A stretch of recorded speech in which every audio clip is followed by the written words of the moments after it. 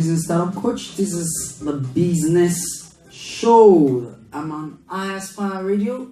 You could call me on +239 020950000. Let me call that again. That's +234 9020650000. We've been discussing recession and how you could handle this as a small business.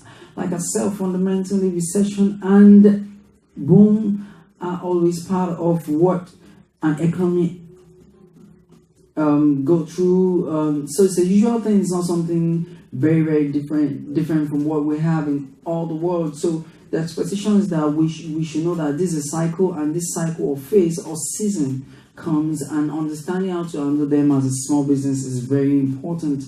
We've also discussed the definition of recession and how it affects economy. We also said that when a recession goes for 6 months, it's called depression. Now let's talk about causes of recession. Recession is caused because the confidence level is low. Number one, the reason why we have recession is a reduction in confidence level. Let me explain what that means.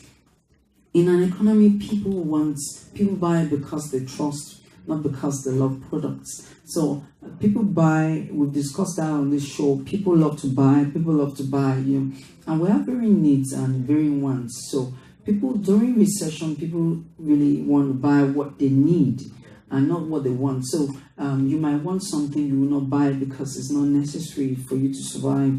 So in a recession, what happens is that the confidence level goes down and people really don't want to buy. People just want to buy for survival. So what we say is that people buy for consumption.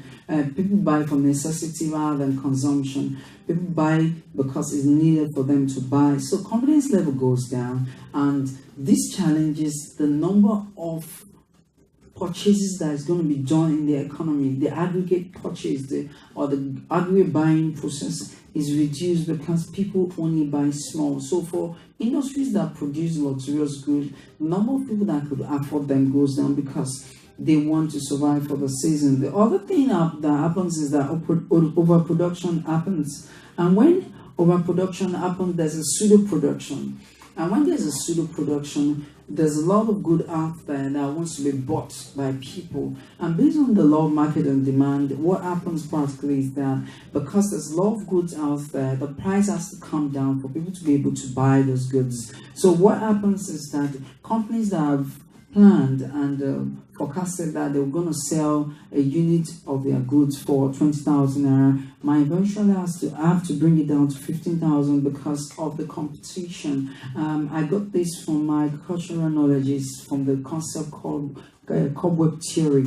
A lot of people produce at the price aggregates and expecting that the price is going to increase, and when they get to the marketplace, you see a lot of people in the market selling what you're selling even at a lower price than you are doing that, and you have to reduce it. So at that point, there's overproduction causing prices to come down because demand is high. This is economics 101.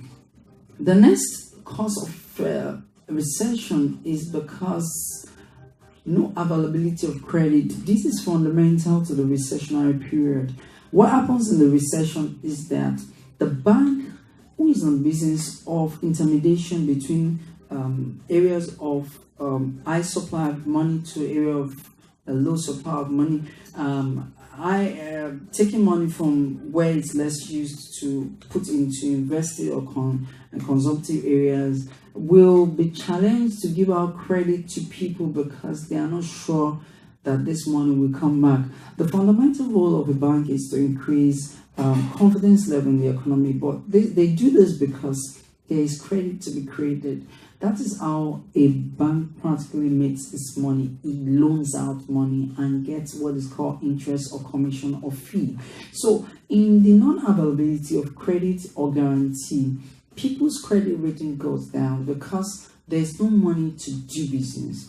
Now, the primary responsibility of the bank's management is to get money from savings or current accounts and invest them in areas of production. But when they are not sure that they can get this investment back to get it as principal or interest, they tend to avoid giving this money out. Their role is actually to protect the bank's future earnings and capital.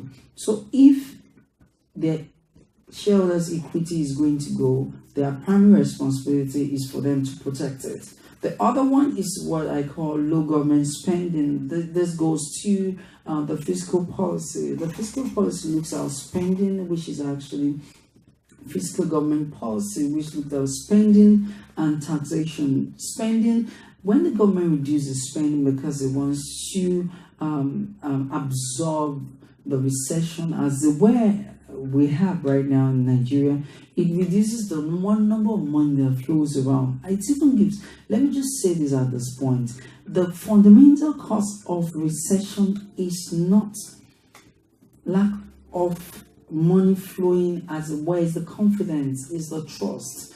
Because money does not flow as it used to flow, that is the fundamental reason why there is recession. People do not want to lend out money, and it actually stems from the bank, because the bank have said, I'm not sure if this person can repay because of what I'm seeing outside. A lot of businesses are closing. Why should I give you more money? I'd rather hold this money back and lose interest payable to people, what is called cost of fund, rather than give this money to you. So low government spending and high taxation is going to cause reduce the number or volume of money in circulation, and when this money is being affected or reduced significantly, is going to affect how people get money and spend money. And like I said, what causes recession is the rate at which people spend money. If I can borrow money from Dio and use it on something and say, now I'm going to pay back at the end of the month, it creates confidence. Money changes hands. So what causes money and recession is the fact that money is not changing hands as frequent as it used to be. Number two, the last one is I call low corruption.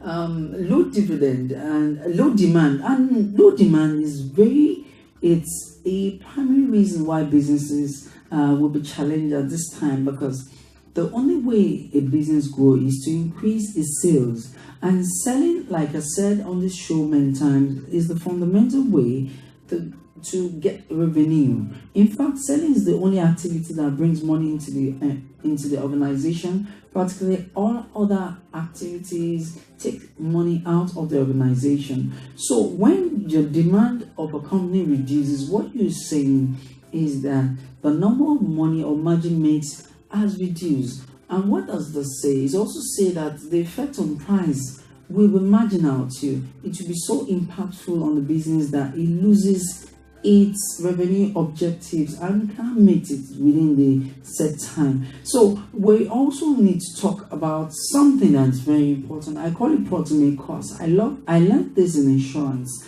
The basic cost of recession is confidence. I need us to go on with this. Confidence to borrow people money, confidence to spend, trust to believe in other people. So the cost, which is the major cost of recession, is the fact that credit is not being created. It is important that we create credit for us to be able to avoid recession. Now, basically, the effects of recession, let's talk about it. Number one, you have run on the banks, and when I say run on the bank, I don't practically mean run on the banks. We're all individual banks, and our responsibility is to save and protect our money. So for an individual, you're a small business, you borrowed money from people, and they need money to survive in that season, and you can even say, please don't pay me interest on it, just give me my money back. Or they want to say that I don't want your money, I don't want your interest at this point. All I need is survival. My primary interest is to get my capital back. And they come to you and they ask you and say, I gave you this loan for 12 months. Please pay me back in 6 months. And you know that in a recessionary period, the flow of money has been hindered. It's going to affect a small business. The second one is lack of demand or supply. At this point, I told you that the proximate cause of recession is confidence. So it's not that the money is not flowing, that is the other effect, but the major effect is confidence. Second factor is lack of demand or supply. And supply, demand, when people don't demand for your goods, you know what happens? Your warehouse is filled with it. And when your warehouse is filled with it, what happens? You are in trouble. You have to be paying for cost of warehouse, and you do not have cash flow. It also applies to supply too. The other one is cost reduction strategy. People begin to reduce their costs, and people that used to pay for this kind of luxury goods avoid paying for such luxury goods. They begin to focus on inelastic demands that are contingent on survival. So because they want to survive, they focus on food, sex, and shelter, like Abraham Maslow's theory taught us. Food, sex, and shelters are fundamental things a man needs to survive in a recession. The fourth thing is unemployment, and we've been seeing it. Last week I heard that the bank sacked about 1,200 people. That's a fundamental, that's the area a bank looks at when they want to reduce their cost elements. They look at employment. Why don't we allow one person to do three people's job? Because everybody wants to survive. Like I told you about the plants. In a recession where there's no water, what a plant particularly does is that it sheds its leaves and grows its and focus on growing its reproductive organs so that it can survive. In case it died, it wants to survive. Survival is very key during the recession. The other one is increase in crime and violence. You know, the ripple effect of recession is that if someone loses a job, let's say a banker loses a job, that banker has a number of people that works for him, his gate man, his wife, his children, and the other people that depends on him. At this point, when he loses his job, you need to also look at the ripple effect on other people that are affected by this lack of job, this unemployment, and it particularly results in crime, violence, drug robbery, among other virtuous activities. The last one is called stress.